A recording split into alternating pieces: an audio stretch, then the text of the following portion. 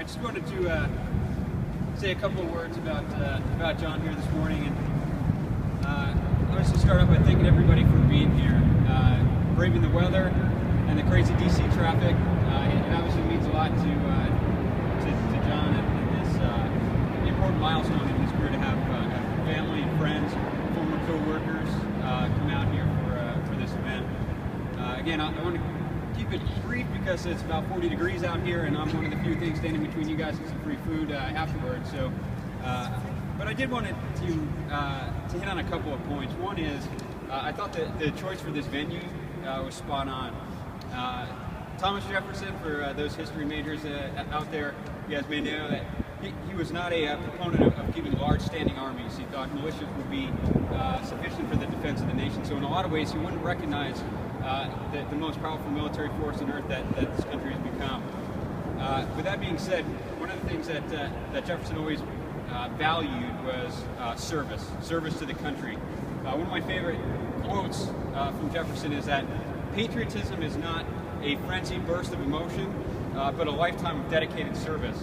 And I think if anything you can take away from that list that the captain just read off, it's John's dedication to service. 21 years, 8 duty assignments, 2 deployments, including one 365 spent over in Qatar, and in service in 2 different military branches.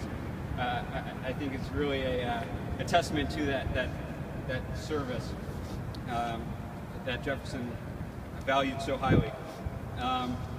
The other thing I wanted to hit on, the captain mentioned a couple of the awards that John has received.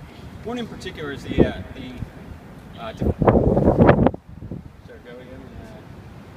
Australian Chief of Defence Force Commendation Medal. I knew that, I really did. So you guys may know, as folks do exchange tours, they do a lot of sightseeing, get a lot of gym time, maybe working their suntan. They don't always do a whole lot of hard work.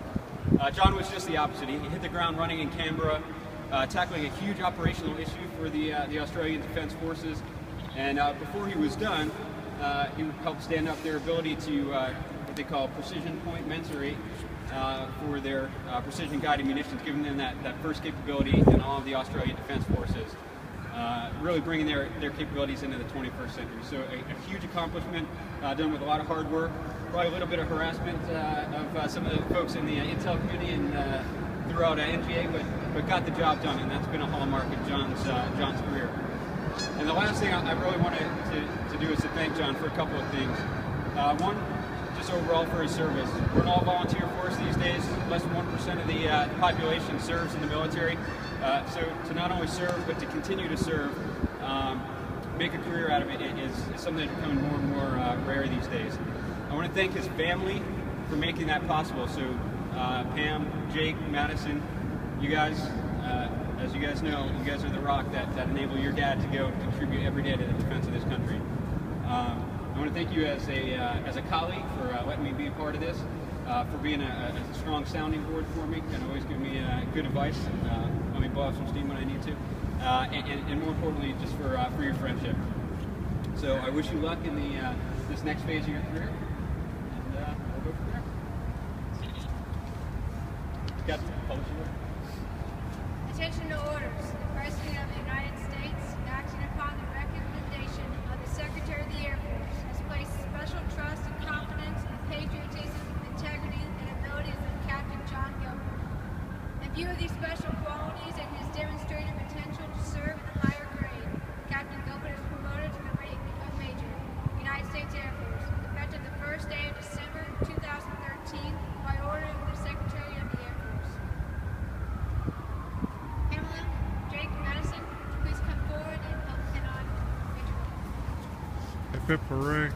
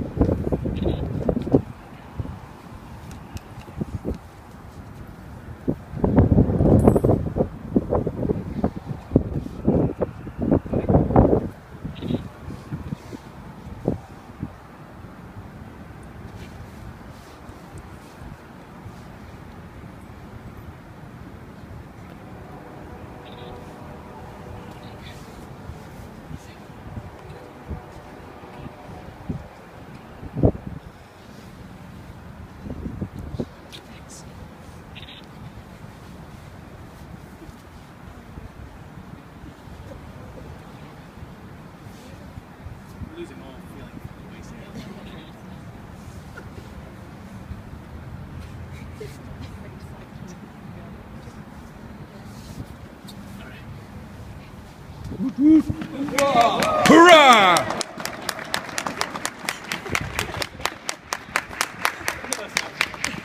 Major. Look at that gold. All right.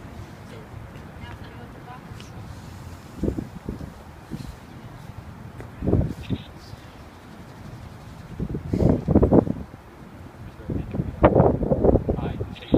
I, John W. Gilbert, having been appointed a major in the United States Air Force, in the United States Air Force.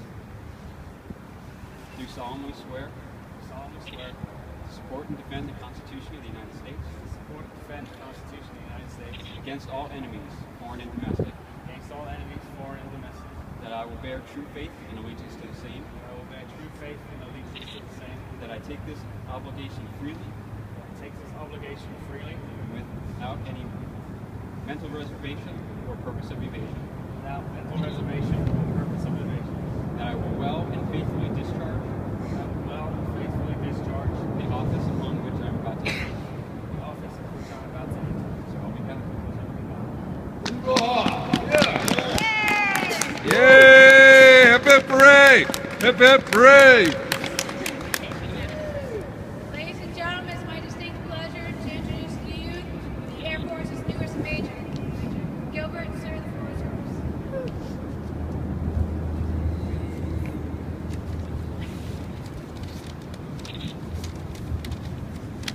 All right. To quote the great philosopher Carl Spackler, I don't think the heavy stuff's going to come down for a while yet. But that being said, I'll keep this brief.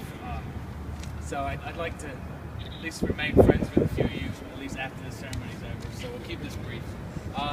First off, of course, I'd like to thank everybody for coming out on this glorious warm November day.